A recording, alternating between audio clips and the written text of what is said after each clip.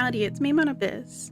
I'm really excited about the new Pokemon game, so today I'm drawing Vathosys. She was the main character of the comic I made for the Splinter City OCT, Original Character Tournament. The audition round and chapter 1 are up on my Twitter and on my Tumblr. I'll link it in the description as well. Some of the other people in the OCT had made their characters in the Pokemon universe, and so I decided to join along.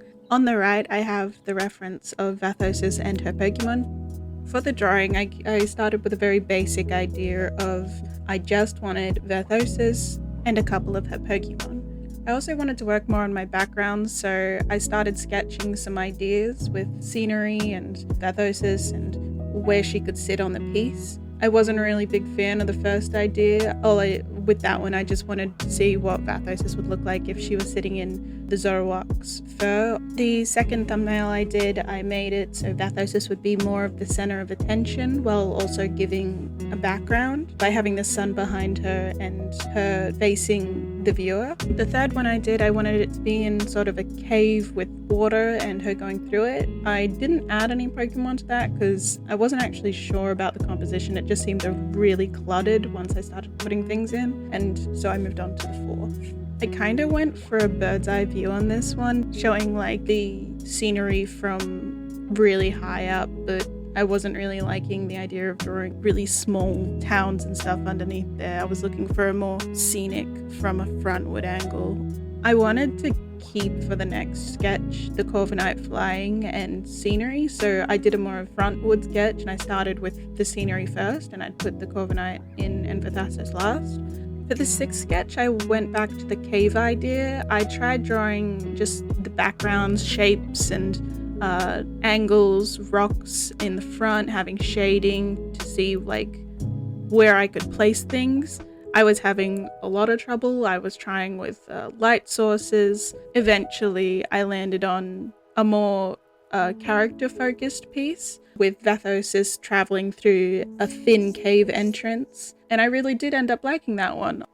For the next sketch, I decided to once again stay away from my original idea of keeping it to backgrounds, and I went for a more character-driven one, trying to make it seem as if she was a gym leader and show off a bit more of her Pokemon around her. For the next sketch, I tried to use the perspective tool. I don't quite understand them because I'm using Psi 2 and I've never had the perspective tool, but I do try and make kind of a city scene, but I decide it doesn't really work out from me wanting to put the Pokemon in it, so I move on to take the clock tower from the city scene that I kept trying to make, and I decide to make it kind of a stormy, like slanted hills with the clock tower in the distance, make it a bit moody with the shading. For the last sketch, I want to kind of mix the character-driven and the background with Vathosys and the Pokemon team all huddling down for a night camping. I really think that one is cute.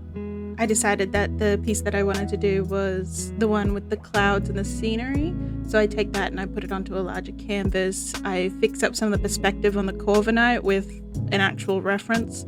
I decided on the grand idea of making things harder on myself, because this piece would have no line art. I slapped down some basic colors to test out like what kind of palette I want to use. I was going for a more icy, it's a winter, the frozen lake with rays of light coming through the clouds. I really like the colors that I first put down, but most of them will change.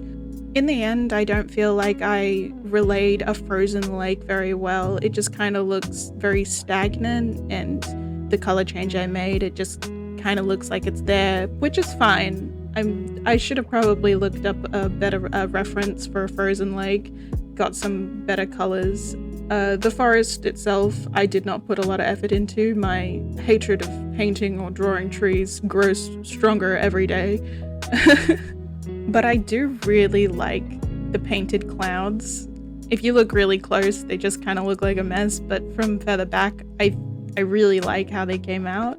The overlay that I end up putting on makes everything look really cute and very far away from the cold frozen painting that I tried to make it at first. I don't know, maybe I changed my mood halfway through. I guess I'll let this play and I'll come back at the end.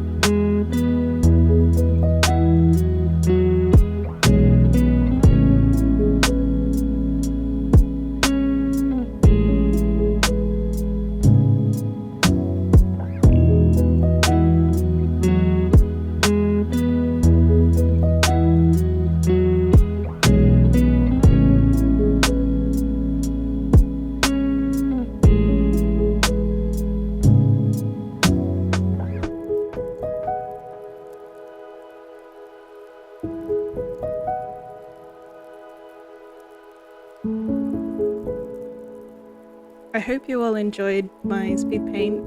Thank you so much for watching. All my links will be in the description. See you next time.